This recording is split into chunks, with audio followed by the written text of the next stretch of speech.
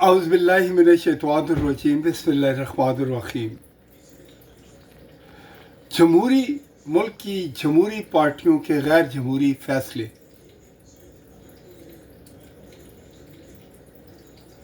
जिस स्टैब्लिशमेंट का सियासत में कोई हिस्सा नहीं है, बकौल उनके सियासी फैसले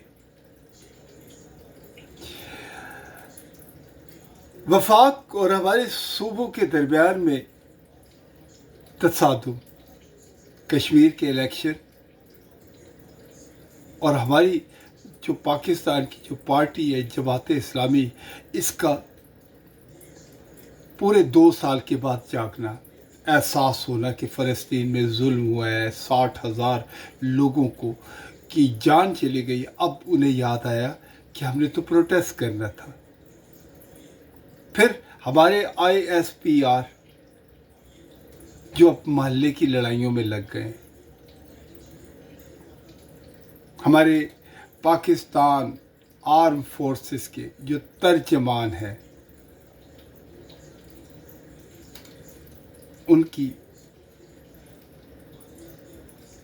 जो तकरीरें या बयानात हैं वो इतने नामाकूल हैं, इतने वायात हैं कि हमें अब शर्म आती है और हम कहते हैं, यार पाकिस्तानी फ़ौजियों, क्या आप लोगों का ये तर्जमान है?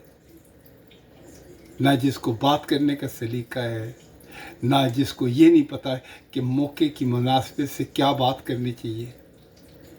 बनिस्बत ये कि वो फ़ौज की तर्जमानी करे, वो एक पॉलिटिकल पार्टियों की तर्जमानी कर रहे हैं, पॉलिटिकल बयानात दे रहे हैं। जमात इस्लामी अब आके अपना प्रोटेस्ट करने की कोशिश कर रही है। फिर हमारे जो टाउट सहाफ़ी हैं वो बार बार इस्टेब्लिशमेंट की तरफ से पैगाम दे रहे हैं कि अब जो बाहर निकलेगा आप गोली मार देंगे, हम उसे कत्ल कर देंगे, क्योंकि अब इनका हाथ खुल गया है। अब पाकिस्तान का कोई शहरी अपने इन मुहाफ़िज़ों से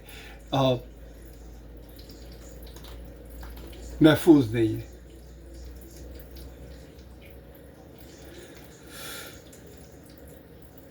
पीपल्स पार्टी जो अपने आप को सबसे बड़ा इस मुल्क का गुरु घंटाल सियासी जमात समझती है, जिस तरीके से इस इस्टेब्लिशमेंट के साथ कश्मीर का इलेक्शन इन लोगों ने चोरी किया है और जिस तरीके से लोगों को ख़रीदा है, बेचा है, डराया है और उसके बाद ये एक नया वज़ीर आज़म कश्मीर का बना के दुनिया के सामने इन लोगों ने पेश किया है, इससे ज़्यादा शर्म की बात भी कोई नहीं है। आज पूरी कौम जब इस वज़ीर आज़म को, इस सदर को, इस इलेक्शन कमीशन को और इन तमाम कैरेक्टर्स को जो इस वक्त इस करप्ट गवर्नमेंट को चला रहे हैं, देख के उनको कराहत आती है, नफ़रत है। हम में से कोई भी ये किसी को बताते हुए उसको शर्म आती है कि ये हमारा प्राइम मिनिस्टर है जो जोकर पूरी दुनिया के अंदर हमारी बेइज्जती करवा रहा है। ये 2 नंबर आदमी जो प्रेसिडेंट में हाउस में बैठा हुआ है, ये हमारा प्रेसिडेंट है। और ये जो सिपा सालार है जिसने कत्ल किए, जिसने लोगों की ज़िंदगियों के अंदर एक फस्तायत की है, ज़िंदान खानों में लोगों को डाला है, तड़ियाँ दी हैं, पाकिस्तान के बारे में गलत फ़ैसले किए, उन लोगों को रेकग्नाइज़ किया है जो पाकिस्तान का आइन जिन लोगों को मानता ही नहीं है। तो फिर आप बताएं, आप इस मुल्क के बारे में क्या कहेंगे?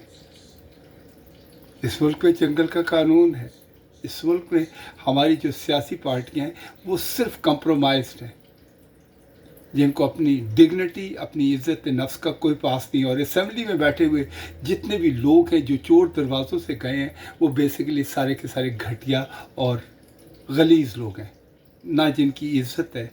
वो ये समझते हैं कि ये ओहदे, ये गाड़ियों के सामने लगे हुए झंडे उनके लिए इज़्ज़त इनको देते हैं। नहीं, ऐसा कोई भी नहीं है। لوگ ان کو گالیاں دیتے ہیں، بدوائیں دیتے ہیں، اور کل یہ مردار ہو جائیں گے، مر جائیں گے تو ان کے لیے بدوائیں کریں گے۔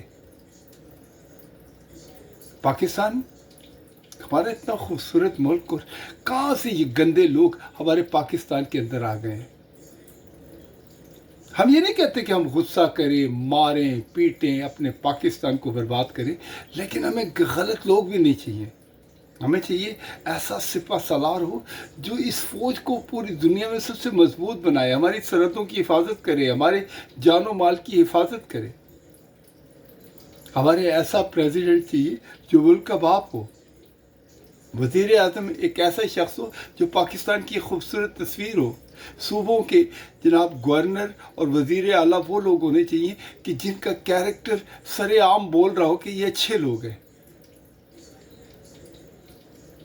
پولیس والے لوگوں کی مدد کریں، بنسبت یہ نہیں ہے کہ اپنے ہی گھروں میں گھس کے اپنی بہن بیٹیوں کو ڈسریسپیکٹ کرے۔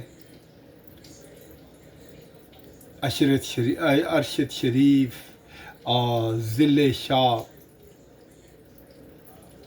اور بہت سارے لوگ جو اس دنیا سے چلے گئے ہیں، ان لوگوں کو انصاف ملے، یہی ہم چاہتے ہیں، اور پاکستان بھی یہی چاہتا ہے، ہر پاکستانی یہ چاہتا ہے۔ لیکن اگر اس طریقے سے ڈر کے ساتھ، اور اگر یہ ناخدا اپنی سپرمیسی قائم کرنا چاہتے ہیں، تو ہم لعنت بھیجتے ہیں ان پہ اور ان کے تمام ٹاؤٹس پہ، ان کے ماؤتھ پیسوں پہ، اور ان تمام لوگوں پہ جو اس نظام کا حصہ ہیں۔ پاکستان زندہ باد۔ السلام علیکم۔